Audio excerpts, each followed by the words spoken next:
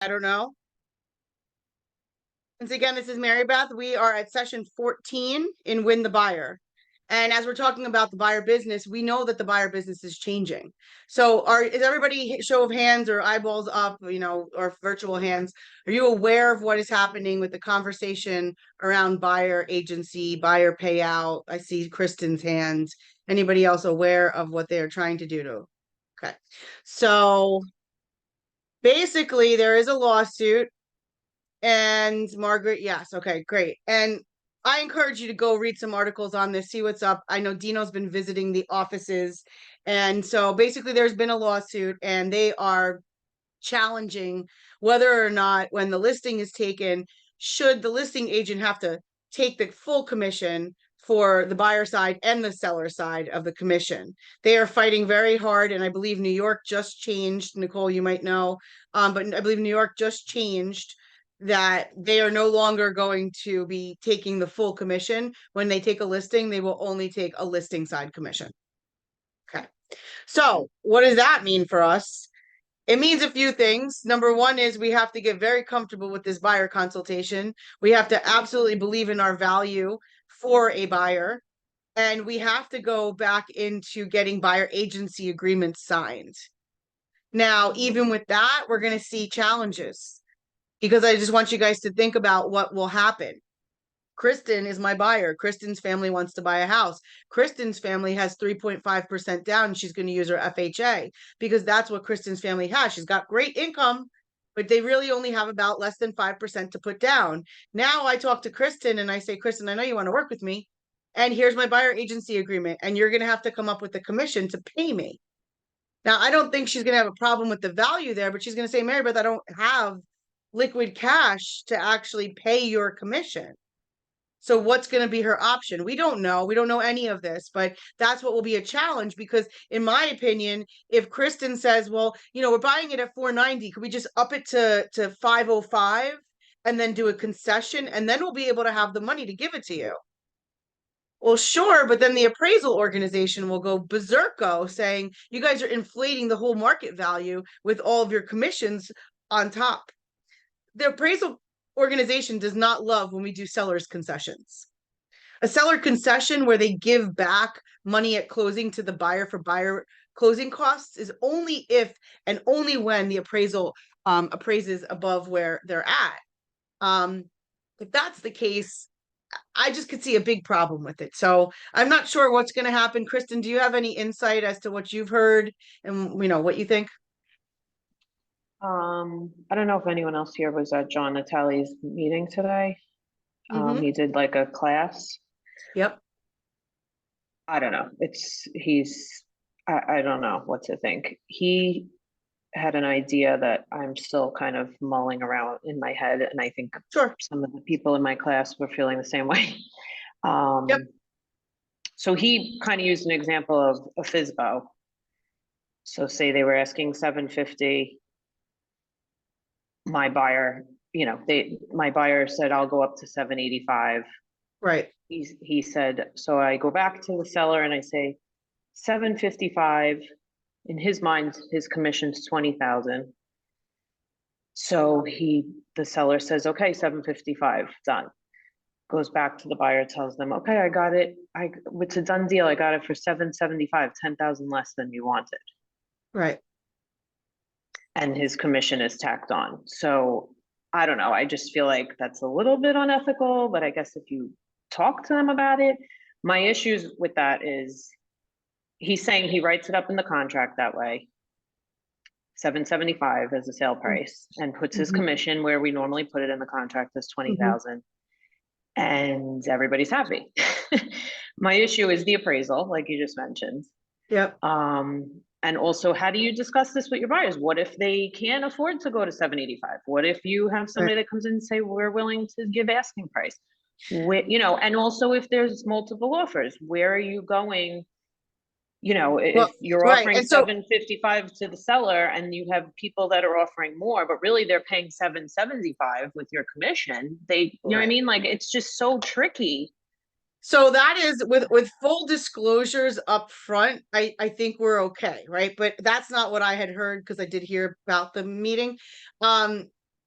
in that scenario, that agent is specifically working for the buyer, right? Because if he was working for the seller, he would not think that that's a great idea because we're leaving some money on the table. The seller is saying, I want this. Buyers are willing to pay more, and you wouldn't be telling that buyer that there's some more money on the table. So that would be unethical. With full disclosure of, I have a buyer I've been working for, I have an agency agreement with them. Mr. Seller, you're not my client, but how much do you want? I mean, I will hard negotiate with that seller, go back to the buyer, but you got to be upfront with the buyer as to what you're doing so that they are like, okay, cool, we're good with this. And Right. in writing and full disclosure. Now, to that seller, we have no responsibility. We have no fiduciary responsibility. So, that one, I don't care. But when you started to talk and when I started to hear it, it sounded very much like a net listing. And a net listing would be illegal. And a net listing would be that seller saying, well, I need to have 750. Get me whatever. You could have whatever over the 750. And then that agent goes and takes that property and maybe they sell it for 800, but to that seller, they only get the 750 and everything over it is the commission of the agent. So that's kind of what I was hearing at first, but then I was like, oh no, he's working for the buyer. So it kind of definitely got muddy for sure. Yeah, and But that's how I felt leaving. I was like, I don't know yeah, if I'm misunderstanding, but there were other people asking like questions like, and of course it's it's a situation that you don't know what the situation is going to be, right? You don't know how much your buyer is going to put in, if there, I mean, if there's going to be a bidding war, if there's going to be multiple right. offers, if And there's if going to you're be an appraisal issue. Like I just right, felt like there was, I don't know, I thought I was going into this class thinking he's going to teach us how to talk to buyers about with the and agency. sellers on the Mhm. listing end of why it's important to offer the buyer's agent Sure. commission as well, and also the buyers talking to them about how to get them to pay the commission instead of just going, well, I'm going to go to the listing agent. And also, if Right. this happens, what happens to the listing agents? We are going to collect 2.5, discounted and represent both sides. Well, that's what I said is what, and then what? You're telling me the buyer gets to just represent themselves, bring me an offer, still got to hold the deal together. So when we say that, we may be looking at, well, Mr. Seller, it is 4% for one side for me to represent you because there's so much work now involved to make sure that, I'm holding this whole deal together for two people, but I'm really on your, I'm in your corner. Right. Then I the feel like buyer it's going who, to get to a point where there's sellers that don't want to deal with a dual agency, right? We have that sometimes where right, people right, don't, oh no, you're working for me and only me, get someone else from your office to come in here and represent the buyer. We've seen that correct. also, so then I feel like it just gets crazy. Like, Well, you and know, to your point of like what you were hoping to hear, here's what I hope you kind of grasp from like going through this class from A to Z is that there's real value in representing sellers. There's real value in representing buyers. There's benefits to the buyer and the seller for us standing in their corner. And when you think about the transaction of 500,000 to 800,000 to $1 million, when we think about the little sliver which is considered commission just to make sure that the deal goes through and you get to the closing table, I just have to say, I don't care what the freaking law is. Don't you want representation? Like, don't you want somebody who knows what we do every day for a living? Or you, Mr. Seller, who you run a greeting card company. What the hell do you know about selling a house or all the ins and outs of how it can fall apart? So I think to your point, Kristen, is education to the sellers as to why we would still want to be offering out commission to somebody who is representing their buyer. I think that's going to be an easy sell. Maybe it's not 2.5%. Maybe it becomes like a 1% kind of thing. And then agents have to go get that other 1% from buy. right. I don't know. And then again, you think about that, and then it's illegal to get paid from both sides. So I Yeah. don't I know mean, if they'll, listen, he was focusing more on how to build yeah, what we're probably talking about tonight, the buyers, yeah, yeah, our worth, which is helpful, so it wasn't like yeah. a terrible class at No, all. That's not what I'm saying. I absolutely. just was like kind of taken back by his example, and I felt like Hmm. it was just a lot to think about. Yeah, it is. So, And what I would say is, let's just say that does happen completely, and our commissions are cut in half, or our opportunities are really cut in half. Where is our opportunity not cut in half? On the listing side, right? If we go get listings, if I was only getting 2.5 or 3% of my listing side anyway, I know there may be extra work, but if the industry is going to change anyway, I'm not going to be able to do too much about it if that's what's happening. So how do I work in it? How do I find my opportunity in it? And that's where I would say, whether that's happening or not in this market and where we're going next year, get on the listing side, get really sharp on the listing side. And if that means going and working every single buyer that you have, so you know the market better for next year, then do that now so that you're ready to be a listing machine next year. Because I don't know what the value of, we can't quantify it. Let's say there is no commission on the buyer side. Well, that means that we're going to have to get really strong with buyer agency conversations and consultations, and it might take a little while for people to catch up. So you may not be able to protect your commission for a little while until you sharpen your skills. So all things to talk about, and I do encourage you to talk about it with agents and talk about it, and there are ways that we can fight it. I also would say we have our MLS bill that's due. I just got hit with it, right? The MLS bill does include RPAC, RPAC. There's a small donation. I think it's $20, $25. You could opt out of it if you want, but that $25 goes to fight for things like this that go against our industry. We have lobbyists in Washington, D.C. to fight for real estate agents.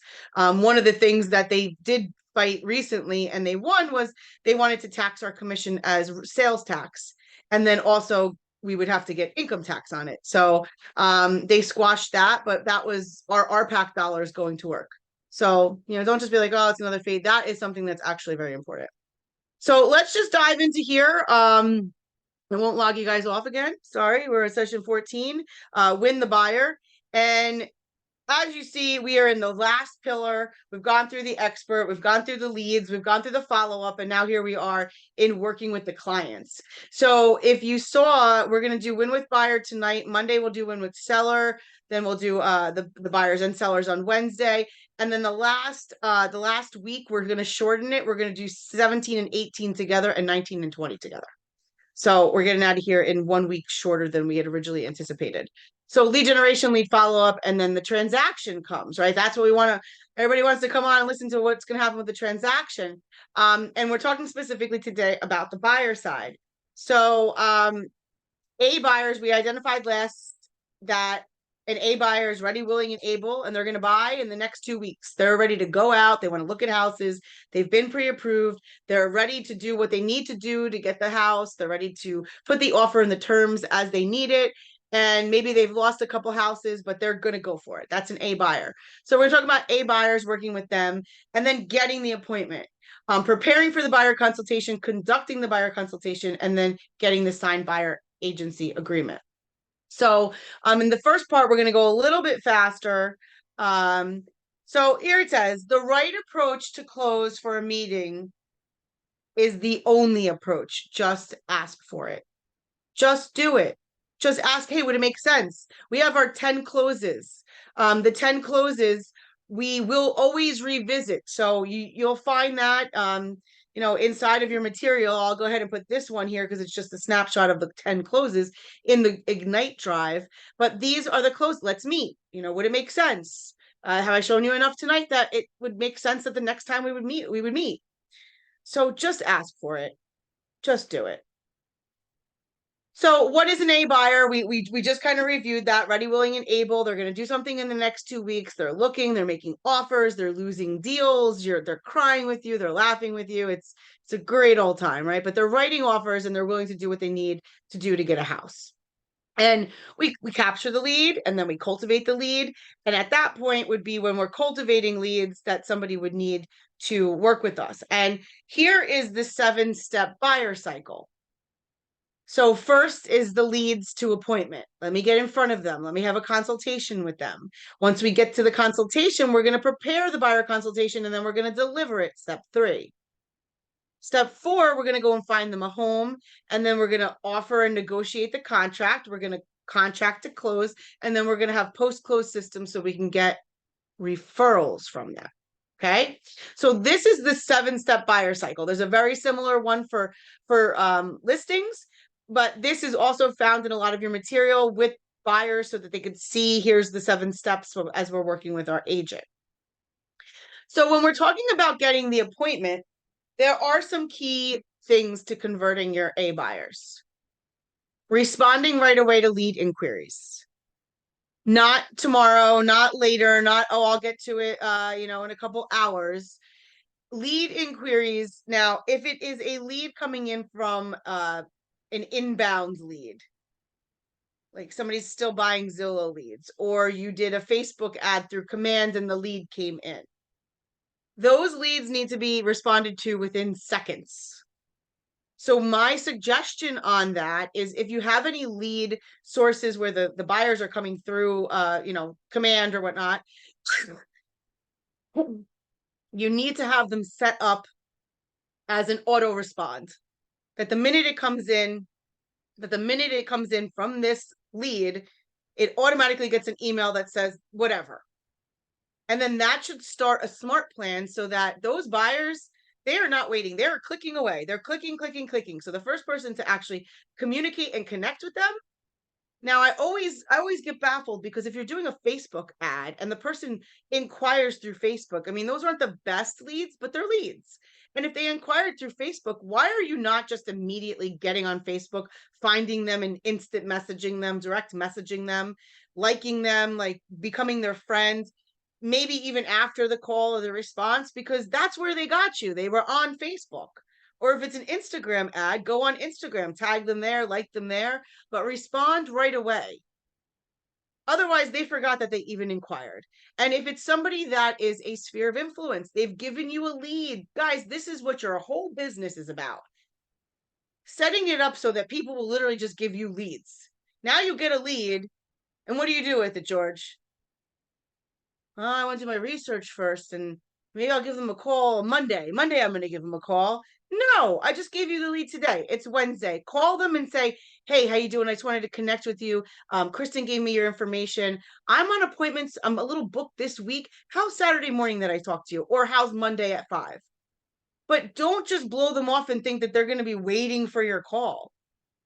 And listen, even some seasoned people, myself, you're like, oh yeah, you know what? I'll give them a call on Friday. By the time I give her a call on Friday, she's a little pissed off because I was told to give her a call on Wednesday. Right. So I already go into the conversation with oh, I thought you were calling on Wednesday. And I'm like, yeah, hi, how are you? So listen, getting to them right away is really important. It doesn't matter if you're in another appointment. Hey, got your information, wanted to touch base with you. I'll be giving you a call back, but I'm booked.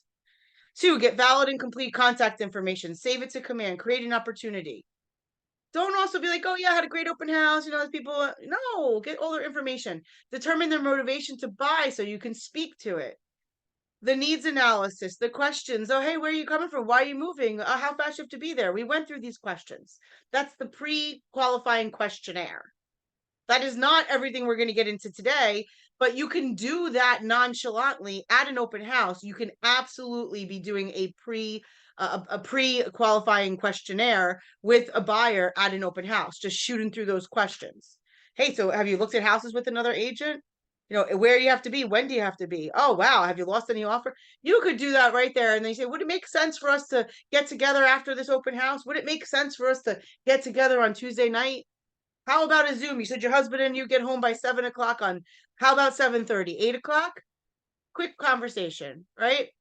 So that's when you can really build on their motivation. Hey, didn't you say you were going to be going down to Georgia in a year or so? Your grandkids are down there? Yeah, I thought so. And then they're like, oh, they're listening.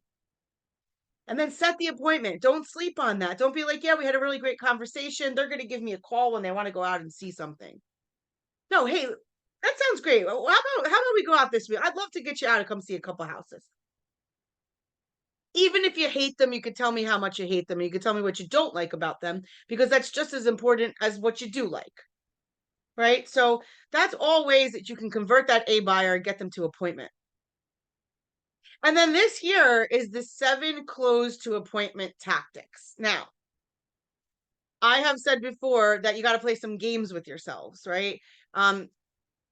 Winning, right? So when you're asking for the order, you're asking for the appointment. You don't just ask for the appointment. They say, no, we're not available Saturday. Oh, okay. No, you got to go in again. Oh, Saturday doesn't work. How about this time? Or I don't think we're really ready to meet. well, you know what? In the past, I've met with people a little bit early on in the game, and you start talking, and you got to ask for the appointment. And for me, it was 7 pennies. So 7 pennies on the desk. And you move the pennies over, you move the pennies over until just to keep reminding you that I'm not done asking until at the time of the 7 pennies over, I'm going to annoy the crap out of somebody if I ask them one more time. So I'm going to back off and say, you know what, how about I'm going to touch base with you in a couple weeks. How's that sound? If you don't ask, and maybe 7 is too much for you guys, but maybe it's 3 pennies, maybe it's 4. Maybe it's paper clips, maybe it's whatever. I don't know, but you got to play a little bit of a game with yourself. So when we look at that, I want you to see how this might sound. So you see here, it says take back close, negative positive close, trial close, assumptive close, and tie downs. So I'm fine doing it myself, but does anybody want to try walking down these 7 and seeing what it might sound like if you were closing for the appointment using these tactics? Great, I'll go. And then maybe somebody else has to go. No, you guys are going to be going into a breakout at the end of it, and you're going to practice a little bit of the buyer consultation with each other. So this one here, so show the benefits. So just listen to this, right? And I did it before, and I'm just going to kind of go off the cuff. Mr. and Mrs. Buyer, it's super beneficial to work with a full-time agent that's been in the business. What are the benefits? The benefits would be that full-time, I go out and preview the properties. We have great relationships with other agents. We're the largest brokerage in our local MLS. We do the most numbers. So, sometimes there's off-market deals that I might know about that you can't find on the MLS, but I can find because I can go into my special groups with all of my agents, right? All these, I can do the legwork for you. I can go and preview houses and show you. You don't even have to waste your time. I have a transaction coordinator that will take all of the guesswork out of the paperwork, whatever the benefits are. So how about we meet on Saturday? So then I go into, they say no, or they say give whatever, we're giving objections all the way down to 7. So I guess, would it make sense if I shown you enough stuff here that it makes sense that we would meet to go see houses? If you don't want to see houses, what might happen is if we find a house online this week and you love it, but you're not willing to come out and see it, and you want to come see it maybe next week or the week after, the chances are it might not be there. So why don't we get out there today? No, okay. Well, I would hate to see you lose those houses, especially if you got to be there within the next 2 months. How about Saturday at 4 o'clock?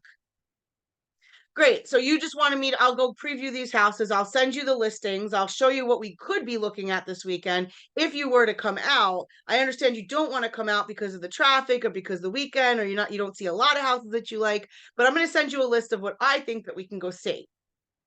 So assume that there might be 2 or 3 houses that you could give like maybe a 6 or 7 out of 10. Would it make sense then to come on out and go see those houses with me? I'm going to guess that you're going to come see these houses on Saturday with me, aren't you? And so that was using all 7 in a funny way. I probably could have done that a little smoother if I wrote it down and had my points. But it's not just I'm telling you what we could do, asking you, you're telling me no, and we're walking away. Any ahas on how you're going to use those closes? Okay. So going back to the closes, I just want to reiterate the trial close. I think you would agree. That's a really great way to introduce that. I think you would agree that we've gone over enough today that we would meet, that would be our next step. Assumptive close. It sounds like we should meet. I'm available most times this week. What works best for you? Negative, positive. Would you be offended if I asked you to come out here and meet with me? I really enjoyed visiting with you and talking with you. To be honest, I'm not sure that I could even help you, but I'd love for you to come out and take a look. And wouldn't it make sense for us to meet? So we use these tie downs with almost everything that we're doing when they're making an offer, when they're arguing with us about inspections, when they are, they don't want to see this house. We use these closes all the time. So I really encourage you to get very familiar with those 10 closes. And buyer objections. to the appointment. Why wouldn't they want to meet? And the only way we can get through that is ask questions. So, George, I see that you're a little hesitant about meeting me.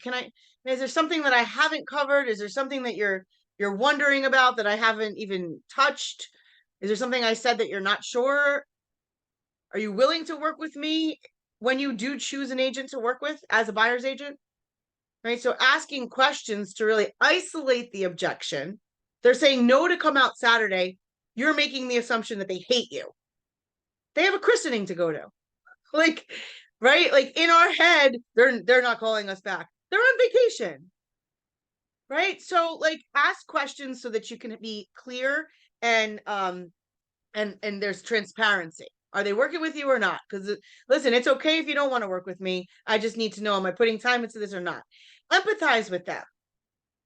I said this to the East Monmouth crew yesterday. Feel, felt, found. Okay, that is a model. Feel, felt, found. I understand how you feel. Other people have felt that way. And what we've found is that by doing it this way yields these results. I understand how you feel. You don't want to go out because you're not sure if there's anything. Other people have felt that way as well. And what I've found is even when you hate the houses that are on the market that you think you just may walk into one and be surprised. Some people take really bad pictures, right? So there is really a great way to use that feel, felt, found, and it does empathize with them as to where they're at, meeting people where they're at, even if it's something silly, like I don't want to meet you because I don't know you and I need you to have gloves and I need you to. Great. Okay, no problem. Would it make you feel comfortable if you drove your own car, I drove my car, I went in, like, just kind of customize it as you need to. Identify the real issue, isolate the objection. Now, the way you do that is somebody tells you, well, no, I mean, we can't come out this week because we have whatever. Okay, no problem. How about Monday? Yeah, well, no, we have this. Okay, well, how about let me ask you a question. What's holding you back? Right? And if they give you some like really surface answer, it's because I can't drive in the car with the dog. Okay, great. So if I were to come pick you up, so solve it, take it out, take it away. If I were to come do that with you, if I were to pick you up, if that house became available tomorrow, would you do it then? Yeah, I would. Okay, so then you know that really is the problem. But what they say is, well, no, then tomorrow I have da da da da, and then da, da. Okay, so really, what is the problem? You're not ready. You're not willing. You're not able. But we're talking about A buyers, and sometimes this happens. They get a little cold feet. They go out and see what's available. They hate everything, and they're like, "This is the worst." They're crying. I mean, I have one that cries daily. Gotta talk them off the ledge. I'm going to be living in a hole. I can't believe you're going to make me move. And I'm like, I'm not making you move. Right? We all make choices. And then sometimes the choices, they kind of make us. So identify the real issue and offer a solution and then urge an agreement. Urge an agreement. My question yesterday was, if I can get them here, will you go ahead and sign? I need to know, because if not, we're going to have to kind of end this relationship. So are you going to sign it if I get them here? Urge the agreement. You're not manipulating people. You're not getting them to do things that they don't want to do.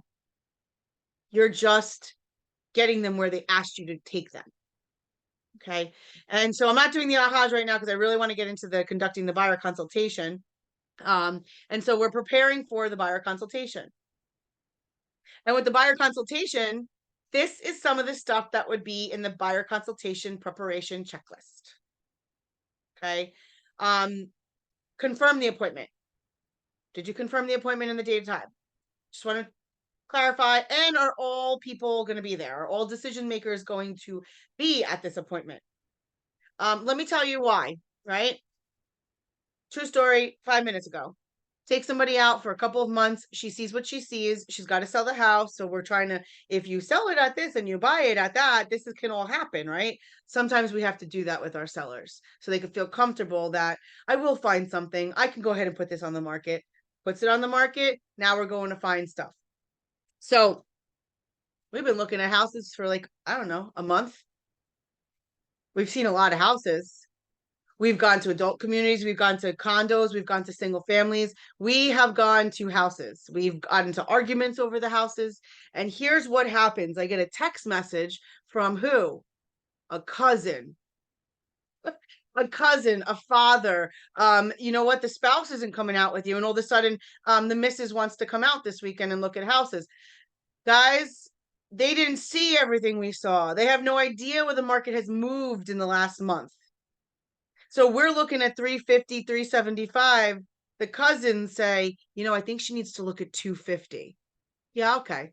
You tell me where you're finding anything that she for 250. She's coming from a four, but you know, like we're not doing that. So my conversation back was, yes, I think that would be a great number, and what's available and what she wants, right? So when you ask them for time, date, appointment, are all the decision makers going to be there? And if they say no, I'm not saying that you don't go on the appointment. I just would say, okay, this is like kind of a freebie because not all the decision, not everybody's here. Confirm the appointment location. Something happens to me today. There are multiple locations for the same restaurant in multiple different towns. Okay, so a Starbucks over here is not over here, and Over Easy in Homedale is not in Marlboro. Okay, so be clear. I would suggest like throwing the appointment, you know, putting the address in a text or something so that they can easily just go ahead and click that when they have to meet with you. Lining up what houses they're going to see in order is also a great idea when you get to the point where you're showing homes. Ensure all decision makers attend. Complete your buyer guide, which your buyer guide is in your command, and you should do that as well as your buyer consultation. And then prepare the meeting space if it's at the office, which I love when you meet at the office because you have a little more control. You can get them water, you can get them coffee. They could see that you work at a professional place. Okay, so prepare the meeting place. Is the table clean? You know, sticky people. Hey, we're going to be in there. My client is coming, so when they come, it's Mr. and Mrs. Buyer. Say hello and tell them that come get me. Really nice when somebody walks in your office and they're asked to sit, and then the front desk like lets you know, and then you come out. Really professional. And then review the lead sheet. So the lead sheet would have been those questions that you were asking from last session, and you just be reviewing it. Now, the last thing I think that is not on here is you should do a little bit of your homework. Now, when you had the pre-qualification lead sheet, you did kind of get an idea of what they were looking to buy a little bit, not every single thing, but maybe you have were you pre-approved and they say, yeah, we could buy up to 400, we could buy up to 800, we could buy to 1.2. What towns were you interested in? You kind of know. So don't go into this buyer consultation totally ignorant to the market that they're asking about, because if you don't think that they're going to try to pull you off of your buyer consultation to ask you about, hey, you know what, Kristen, I saw this house on, I think it was 109, and you're like, I'm not even talking about that right now. And yes, I saw that house. Or, you know what, sounds like that's important to you. Let me write that down. Let's talk about that after the consultation is finished. But you should have an idea, because you do want to tell them if something is realistic or not realistic. You know, they start talking to you about how they're going to get this 4-bedroom house and they want 2.5 baths and they want a basement. They want to be a Manalapan for about $450. It's not happening. We're gonna like, I don't know how possible that is, right? So then we have to consult in a way that still keeps them with us, but they get to see the value because we know the market. So here is what I was talking about in the beginning, remembering that there is a buyer value proposition. Just doing a needs analysis on a client is super important. So I use Kristen and Tommy are sitting, Tommy, oh my God, Joey are sitting there, and they don't even get to talk most of the day. They don't get to talk. They Wrong put their head brother. on the wrong brother. Joe. Gotcha. But Joe, so Kristen and Joe are sitting there, and they're my buyers, and they sit at the table, and we start talking, and we start asking questions, and Kristen's like, no, we need a 5-bedroom. He's like, I don't, 4-bedroom, 3-bedroom, I don't know. I want this. I want a garage. She's like, I don't really care about the garage. I need a kitchen. Well, I want a pool. Well, I want to, and they're like not on the same page because they haven't had the time to slow down and talk to each other. So just by doing the needs analysis, you do offer value. You get people to start thinking. And when you get people to think differently, you get to control the conversation. You get to influence and impact. So the pre-qualification and the pre-approval, you can use your resources. So our lenders are that's right there's a huge value proposition. Neighborhood information, home search, making an offer. Well, I think I can make an offer. I could do it myself, right? Well, all the disclosures and the legal, you guys do understand, and I hope you do. In New Jersey, you don't have to have an attorney touch it. You can sell real estate. You transact real estate. You literally put contracts together, and if no attorney touches it, whatever you put together is the real estate contract. So understand the power that you have in being able to make an offer, negotiate it, right, go to the closing, and then even with the post closing, well, you gave them all your vendors, you sent over the pizza, you introduced them to the neighbors, and maybe you even had a client appreciation closing party that became a block party. We'll talk about that in the post close. Okay. So, and then buyer guide contents. This is a great list of everything that should be in your buyer guide. A welcome letter. We're going to see what that looks like. You guys are going to play with that. You're going to try it on each other. Timelines of the buying process. That's already built in to the buyer consultation. We're going to make an offer. What's going to happen? We're going to negotiate it. They're either going to reject it or they're going to accept it. If they reject it, we're back to making offers. If they accept it, we're going through to the next stage, inspections, appraisal, right? So all of that, everybody, regardless of what behavioral style they roll with, everybody wants to know, well, what's next? Well, what happens at the end? Well, and then what? Everybody is curious, especially when it's going to have to do with spending hundreds of thousands of dollars, right? So it doesn't matter if you're high D, high C, high I, or high IS. So the home search process, you guys have to educate them on that. Why? Because if you don't, they're going to be sending you sold listings and pending listings all day long, and like they're going to like annoy the crap out of you. You have to explain to them, do not look on Zillow, Redfin, Homes.com. All of these sites are not accurate 100%. You know what's accurate? Besides our website, which even sometimes there you might have a lag, Realtor.com. Realtor.com is accurate. Why? Because Realtor.com is connected to the MLSs. So something happens in Realtor. If something happens on MLS, it's going to reflect in Realtor.com, like very quickly. So I say use that if you're not going to use my website. And definitely bring me homes that you think might fit your need that I maybe didn't bring to you.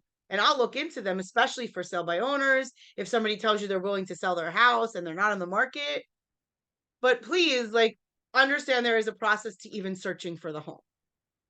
How to access the KW app, that's important. Or educating them on how to use whatever tool you're letting them use.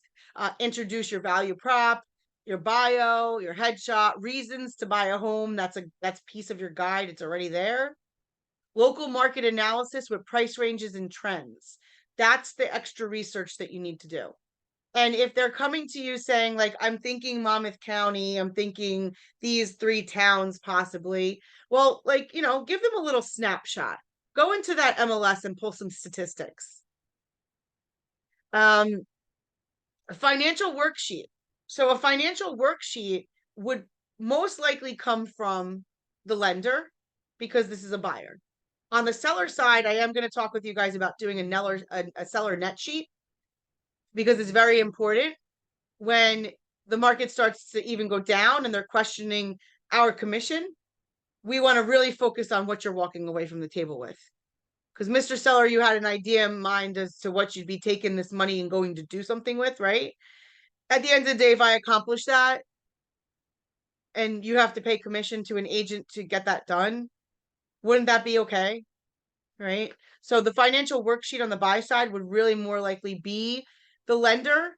And what I love, if you ask your lender, because they need to know what the closing costs are going to be. Closing costs are not just like a couple $1,000s. Like closing costs can be like somewhat around 2 to 3% of the loan amount. Okay, so if somebody's getting a $400,000 loan, we're talking about probably 10 to 15,000 in closing costs. And some of it's going to be the escrow from their taxes. Some of it's going to be escrow from insurance policies. And some of it's going to be prorated water and taxes. But at the end of the day, closing costs are going to be, they are what they are. And so now, Kristen, add closing costs on top of down payment, on top of commission.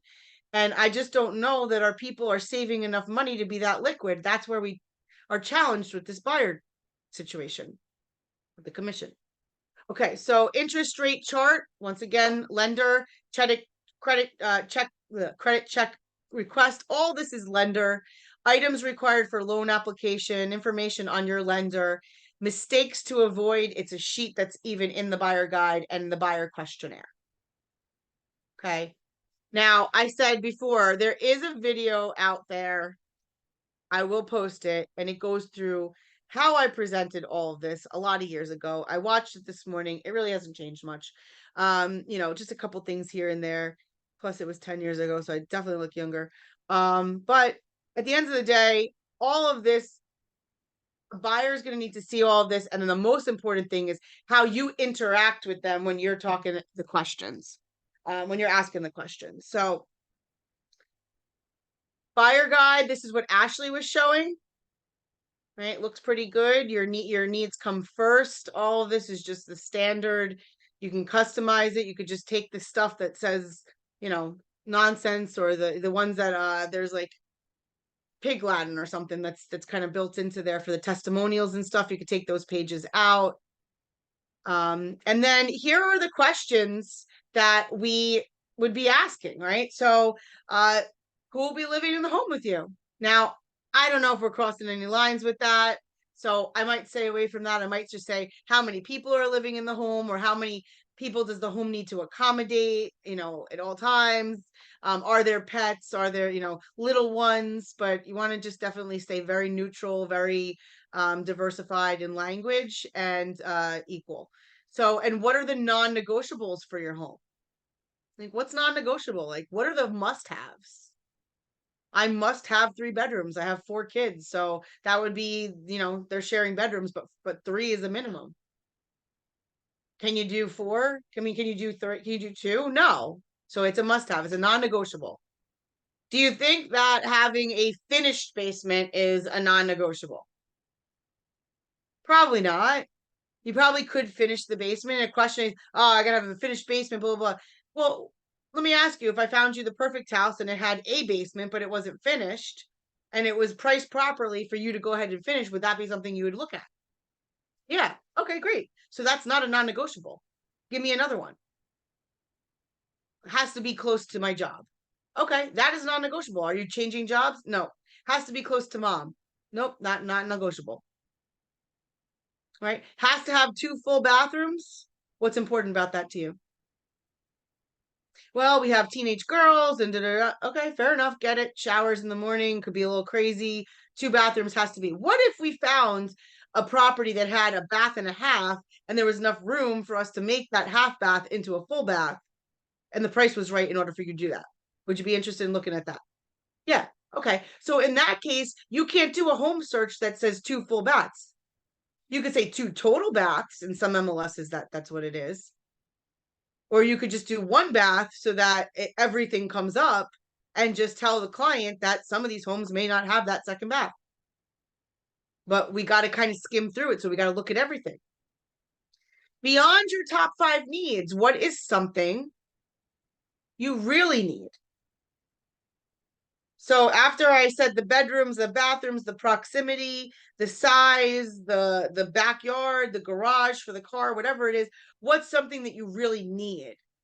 Well, we really need a big kitchen because we cook for all those kids, or we, you know, we really need a big dining room because we do host. Do you have any preferences for the year the house was built? So do you have any preferences for how old the house is? Some people want an old house with charm. Some people don't want a house from the 80s. A lot of like, I don't know, a lot of cheap materials used. Don't want a house from the 70s. They were using copper in the wire. I mean, they were using aluminum in the wire because they had copper at the war. Okay, like I don't want a house like that. Well, what if I found a house like that, but it was pigtailed, so all the wires are changed? Okay, maybe I'll look at it. Okay. So do you need a house in moving condition, or are you willing to do some work on it? Some people are not handsy and they don't know people and they don't have vision, and it's not going to be in their wheelhouse to go find something that they have to do any work with. So don't put your assumptions or what you would do on others, right? You may be the one that goes, "Oh my gosh, I couldn't even think about doing all this work." And they walk in and go, "It's a canvas. Amazing." When people visit your home, what should it say about you? I love that question. What should it say about you? It should say we're a fun couple. It should say that, we're very serious about whatever. And you get a really good feel when you ask that question. Are there any specific features that you would add to make your next house feel like home? Oh, we'd really love a front porch, or we'd really love a, baby grand piano in that back room. I'd love a pool so that the kids could come over in the summer. And will you require accessibility options? Meaning, do you need wheelchair? Do you need pulley? Do you need handicap bathrooms? Right. So that's a really neutral way of asking, will you require accessibility options? So these are just some of the questions that you're going to find inside of your needs analysis. Now, in your neighborhood insights, I actually showed you commands, designs. Inside the buyer, you'll also see a neighborhood, what does it say? Neighborhood snaps. And even if you don't like the data that gets pulled with it, because it will only pull neighborhoods, but they're really nice marketing pieces that if you're like, well, I want to do my own search, I want to go in MLS and pull the stats for the whole town, not just that one neighborhood, and I want to put those stats in there, you could do that too. Or there's a way that you're literally just pulling from the neighborhood snaps. But there's great marketing pieces in there for you to show that here's what's going on in the neighborhood.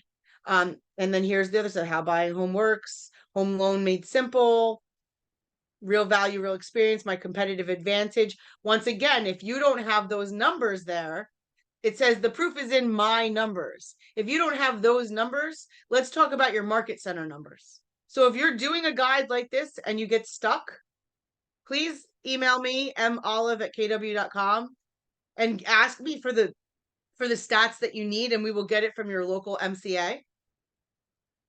Okay. And then we're going to roll into conducting the buyer consultation. So here's where we are is on page right here, page 1410, inside of your manual, 1410. And I'm looking at my screen, it says 214 of the 355. So it's definitely in the middle and a little bit past. But you're going to need this because it says preparing for the buyer consultation. You're going to go ahead and you're going to welcome your buyer because you're physically in front of them. You're welcoming them to the table, and then you're going to roll through and start to do a needs analysis and go through at least half of the questions as you role play in the breakout room. So you'll just go through and ask at least 10 questions on this list just to get the flow of answer, and the agent will play with the buyer, and the buyer will then give real answers that you think you're going to get so that the agent knows how to navigate to the next question. And then you will switch. So inside the breakout room, I will tell you when to switch in about 5 minutes. So what I'm expecting you to do is I just want you to get comfortable with welcoming your buyer for the buyer consultation. And then we're going to go into some questions on the needs analysis. That is all you're going to do is welcome, read it, and then roll into 10 questions. And then you're going to switch. So I'll give you 5 minutes and then I'll tell you to switch. If you haven't switched already, that will be the reminder to go ahead and switch. Does everybody have the manual? Everybody okay with the manual? And if you can't play and you can't read and you can't talk, please let me know because you could stay in with me. But let's see, 1, 2, 3, 4, 5, 6, 7, 8, 4 breakout rooms. So, all right, as long as we're clear, we're going to go ahead into the breakout room. We're going to practice that welcoming, and then we're going to roll into 10 questions and then switch. Okay, so we're going to go into 4 breakout rooms. And okay, I might have to move some of you. Barbara, you're with Kim. Jessica, you're with Yolanda, George and Kristen, and Margaret and Nicole. So go ahead and escape to your breakout room. Join your breakout room.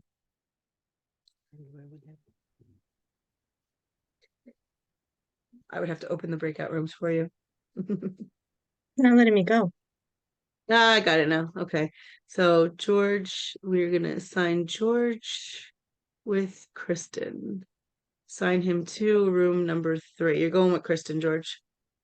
Go ahead. And BB, you're with Kim in room 1. It says you have not joined though. Is there a place for you to click join down there? Oh, I see. I had it covered with okay. Have fun with Kim. See you in 7.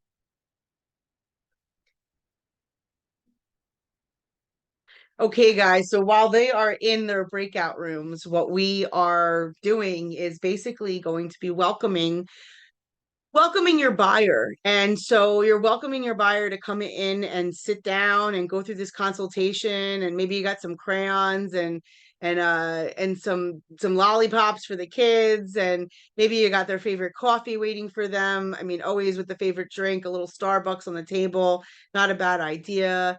And so what you're going to do is, like we said, we're going to kind of bunker the area and make sure that the area where we're going to be sitting is conducive for our needs analysis. We're going to have our consultation kind of up and maybe some papers out. And we are going to go right into just welcoming the buyer. So just want to show you that the script is right here. And it would just say, hey, Mr. Buyer, thank you so much for letting me help you. My goal is to give you a 10 plus customer experience. And to do that, I'd like to get very clear on what you're looking for in your new home. So with your permission, I'd like to spend the next 20, 30 minutes exploring what the right home is for you and what it would be. We'll call this your 10 plus home. With your permission, I'd like to write notes as we go along, so I remember everything that's important to you. It may seem like a lot, and I'd rather ask you 500 questions now and show you the right 5 homes. Okay, so buyer consultation affirmation. Before you're going in, maybe you're saying this to yourself if you don't already have your own little hoo-yah. And this one just says, I'm knowledgeable and caring, and I'm the best agent for these clients. If not you, then who, right? They will appreciate my expertise and preparation and choose me to represent them as they buy their home. So having an affirmation self-talk mindset is so important, like we know from our first couple sessions and our value proposition. But right here is something that you can just say to yourself, maybe even print out and have it in your car before you walk into that office, before you walk into that consultation, you're saying it to yourself. So I say, okay, well, it may be seeming like a lot, but I'd rather ask you 500 questions now than and show you the right 5 homes than show you 500 homes and then start asking you questions later. And so is it okay, Mr. Buyer, if we just go through some of these questions? Great, awesome. And then we'll just go through these questions, guys. What type of home are you looking for?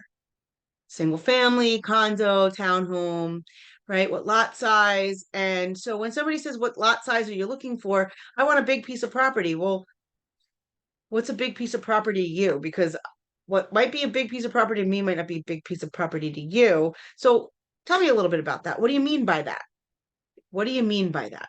So as you can see, all these questions are here for you. And yes, it does seem like a lot. So some people would say, like, do I really have to ask all of those questions? Absolutely, you have to ask all of those questions. And there are some that you can skip over because maybe they seem a little bit redundant. And my suggestion to you is absolutely ask them all those questions. So.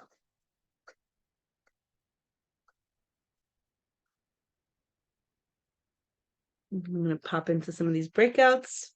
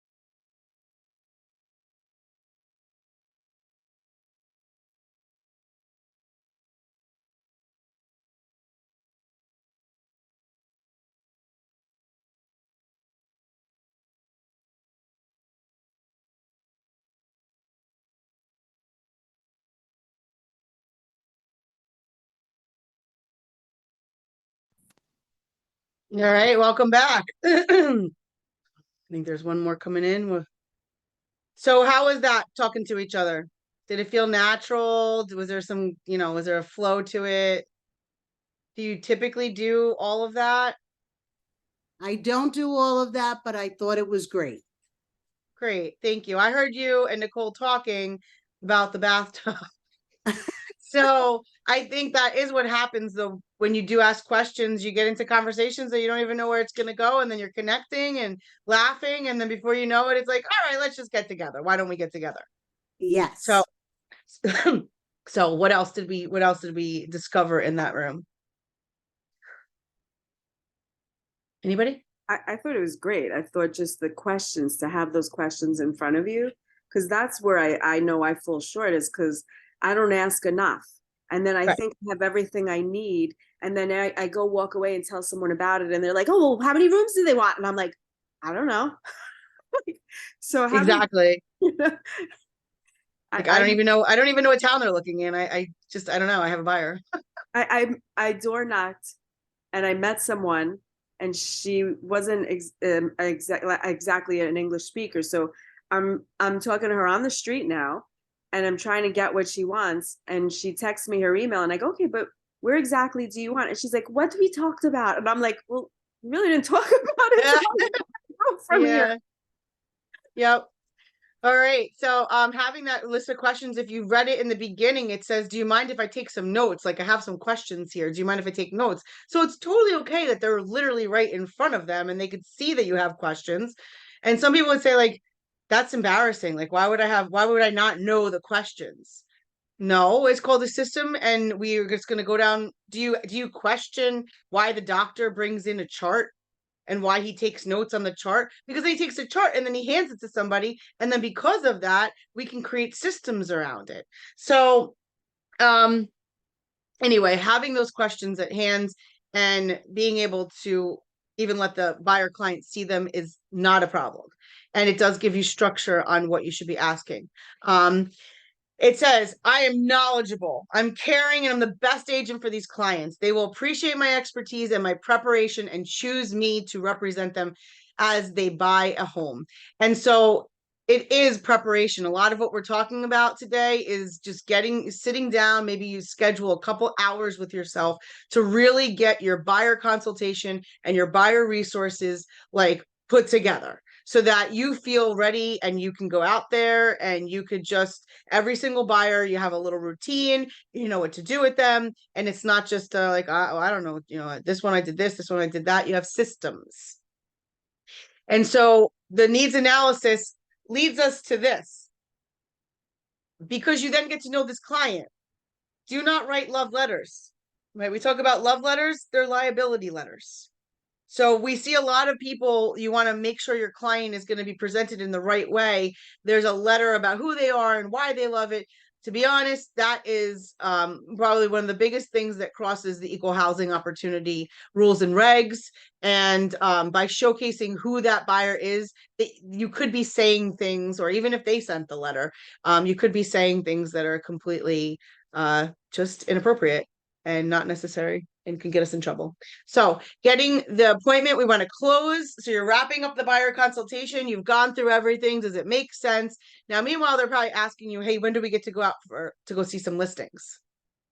I do not think it's a problem to say, come into the office. We're going to do a buyer consultation. And I got enough information for you that we're going to go see that one house that you asked about, or we're going to go see those two houses. After we do the consultation, we're going to then go see a couple houses. I am fine with that. Because some people just feel like, well, if I'm going to come all the way in from Staten Island, or I'm going to come all the way down from North Jersey, we're going to just do a consultation. I'd love to see some houses also.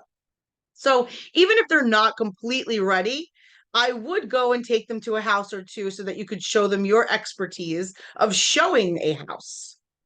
And the experience they're going to have with you coming to your office, sitting down with you, doing a consultation. If it's not the office, it's their house. If it's not their house, it's Starbucks. It's the diner. It's the closest thing to where they want to be. Why would we go to their house? Because then we get a feel for what they want, even if it's just a rental. If they're renting, I want to see how they live. if they invite me in for some coffee and I see, okay, they got a lot of clutter here, like they really need space, they need storage. Right? Or I could see how they decorate. I know what's gonna really pop, what houses she's gonna love or he's gonna love. So you're gonna offer your KW app to kind of close it up. You're gonna offer your KW app, whatever app they're gonna be searching with. You're going to set expectations, explain what happens next. Okay, next Saturday, we're going to go out again, or you're going to come in and we're going to go see houses. We're going to be meeting at the houses. I'm going to pick you up. I don't know what your style is. And then you're going to set up your searches using your save searching commands as well as your MLS searches. And you're going to set them up on a neighborhood nurture for the neighborhoods that they're looking for, send them information on the neighborhoods, and then you're going to send lender recommendations. We're going to hope that they're already pre-approved. If not, we might even be able to get them on the phone right there. Hey, Movement Mortgage, can you talk to my client? This is our client. But most of the time they've already kind of talked to somebody. If not, the next setup is let's get so-and-so on the phone with you so that you can get pre-approved. And then we get to go out. And so that is really the buyer consult in a nutshell. And what I would encourage you really to do is to go into command, pull the buyer consultation out, take a look at it, see the language in there, see what you like, see what you don't like, come back and send it to me. Send it to me, say, hey, what do you think? Does it speak to me? What should I take out? What should I put in? I'm happy to take a look at it.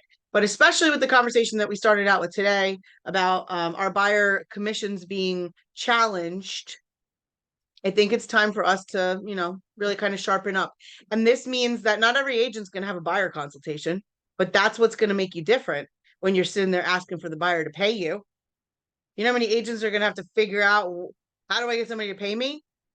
In my world, it's the same way you get somebody to pay you on the listing side. You do the consultation, you do the bells and whistles, you do the needs analysis, and then you ask for the order. You put the freaking buyer consultation, the buyer agency agreement right in front of them at the end of this. So does it make enough sense? Did I show you enough value that we could move forward and you can hire me? Did I show you enough value that you will hire me to sell you a home? They're like, yeah, sure, we'll sign here. Oh, this says I pay you. And then we're going to get into those conversations, right? So we'll handle that in another class, but it's definitely something to kind of do your research on and see how how you feel about that.